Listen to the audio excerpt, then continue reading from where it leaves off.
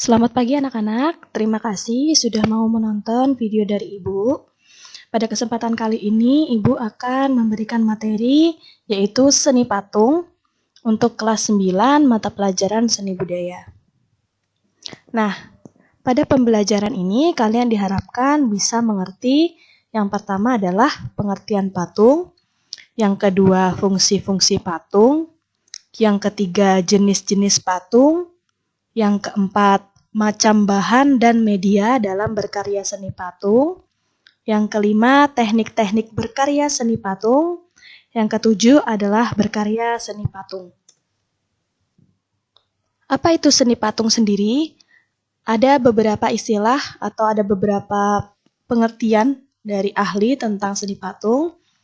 Nah, salah satunya adalah bahwa seni patung adalah karya seni 3 dimensi yang bentuknya dibuat dengan metode subtraktif atau mengurangi bahan, atau aditif, membuat model lebih dulu seperti mengecor dan mencetak.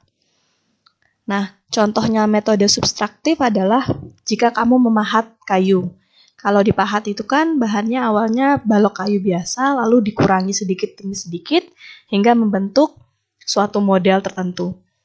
Patung sendiri adalah benda tiruan, bentuk manusia dan hewan yang cara pembuatannya dengan dipahat.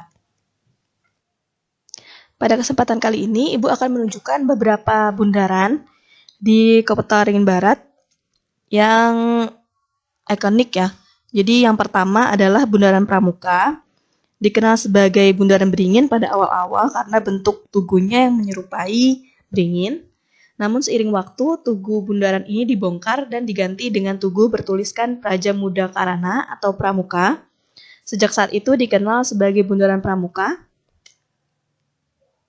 Patung kedua berada di Bundaran Jalan Pasir Panjang, ini disebut Bundaran Monyet. Kenapa dibuat patung-patung monyet di sini? Karena bundaran ini menjadi pintu gerbang menuju TNTP atau Taman Nasional Tanjung Puting. Gambar ketiga adalah Bundaran Pancasila, terletak di jantung kota Pangkalan Bun. Disebut Bundaran Pancasila karena di atas tugunya terdapat tugu berbentuk Pancasila. Yang keempat adalah Bundaran Adipura. Terletak di depan Istana Kuning, kita akan melihat berupa patung atau tugu yang berbentuk piala Adipura atau Kalpataru. Bundaran ini dibangun untuk mengenang Pangkalan Bun yang terus meraih penghargaan Adipura sejak 2007. Yang terakhir adalah Bundaran Jagung. Saya yakin kalian pernah lihat ya. Jadi Bundaran Jagung ini terletak di Kecamatan Pangkalan Lada, di Desa Sungai Rangit. Bundaran ini di atas tugunya berbentuk buah jagung. Bundaran ini mewakili mata pencaharian warganya, yakni bercocok tanam jagung. Jika kalian melewati bundaran, tentu kalian akan melihat banyak sekali pedagang di pinggir jalan yang menjajakan berbagai macam hasil bumi, termasuk jagung rebus dan kacang tanah. Jenis-jenis patung. Ada beberapa jenis patung. Kita lihat yang pertama dari segi umum, itu ada fungsi personal, fungsi sosial, dan fungsi fisik. Sedangkan berdasarkan wujudnya ada 3, yaitu patung figuratif, deformatif, dan non-figuratif.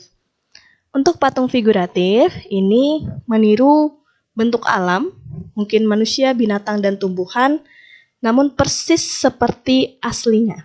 Itu patung figuratif. Ada 3 bagian, ada 3 jenis patung figuratif. Yang pertama adalah patung baste, yaitu biasanya patung yang hanya sebagian bentuk tubuh saja. Sedangkan ada patung tubuh. Kalau patung tubuh ini seluruhnya, seluruh bagian tubuhnya. Berarti kalau manusia itu dari ujung kepala sampai ujung kaki, itu merupakan patung tubuh. Lalu ada patung relief. Kalau patung relief ini biasanya adalah pahatan timbul. Sering sekali kita lihat patung relief ini mungkin di dekat kolam, ya, kemudian atau di bagian luar rumah. Kemudian ada patung deformatif. Patung deformatif ini meniru bentuk-bentuk alam, hanya ada sedikit imajinasi dari pematungnya. Jadi dia dideformasi sedikit, ya, sedikit. Untuk non-figuratif, nah kalau non-figuratif ini berdasarkan 100% imajinasi atau khayalan pematung. Jadi ini benar-benar berdasarkan gagasan ide dari si pematung. Bahan dalam berkarya seni patung, yang pertama ada bahan lunak di sini.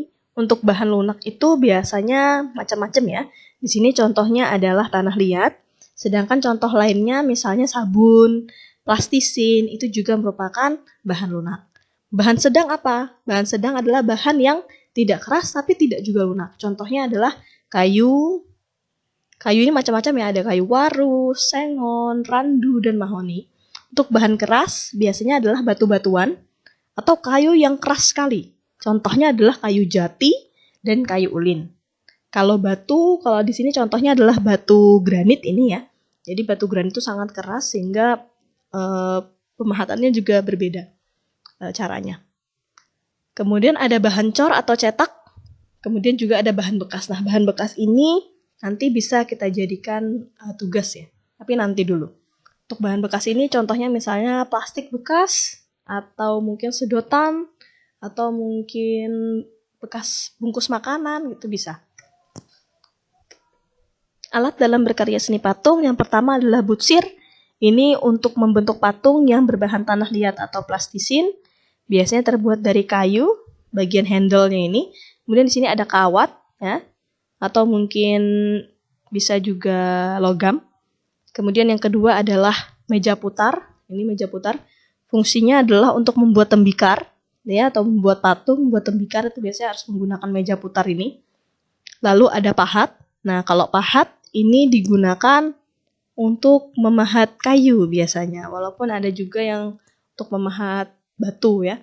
Lalu ada sendok adukan. Nah, sendok adukan ini fungsinya adalah mengambil adonan dan menempelkannya pada kerangka patung. Lalu ada alat las atau karbit ya. Ini digunakan untuk melakukan menempelkan beberapa bagian jika menggunakan bahan berupa logam. Ya, nanti ada contohnya. Teknik berkarya seni patung sendiri ada beberapa. Yang pertama adalah teknik pahat. Pada teknik pahat ini biasanya menggunakan kayu ya. Kayu atau batu itu menggunakan teknik pahat. Caranya adalah dengan mengurangi bahan, menggunakan alat pahat, dan tentu saja palu. Lalu ada teknik butsir. Teknik butsir ini biasanya digunakan untuk bahan-bahan lunak, membentuk benda dengan mengurangi dan menambah bahan.